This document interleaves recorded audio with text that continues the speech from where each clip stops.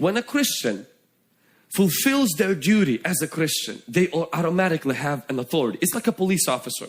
When you are a police officer, you have a badge and you will have a gun. Even if you forgot that gun in the police station and you forgot that badge in the police station, but having a uniform will be enough. You already walk with that confidence and with that authority. Now let's imagine, for example, you are not a police officer, but you want to impersonate a police officer. First of all, it's a felony. It's a crime. When a non-Christian wants to walk in spiritual authority, they are impersonating. It's a felony in the spiritual realm. They will always come under a heavy attack. That's why the sons of Sceva, they were impersonating spiritual authority. It backfired against them. When you're not walking in obedience to God, you are impersonating spiritual authority. There will always be consequences. So the secret is not that you need to be perfect. You just need to be obedient, because authority is connected to obedience. You can't live like you want to live. Do what you want to do and say, oh, I'm a Christian, and so therefore I walk in authority. That's like me walking out on the street and say, I'm a police officer. Why? Because I live in Pasco. No. I don't belong to that department.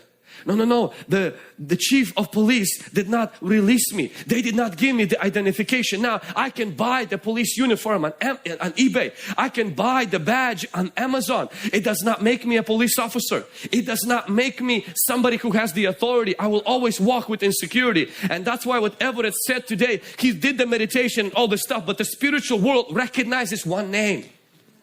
The spiritual world responds to one authority.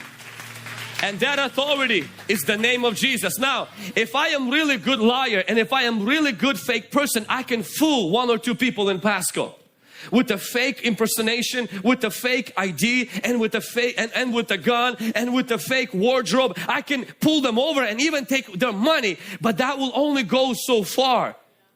My friend, if you want to walk in authority, you got to belong to the department of Jesus.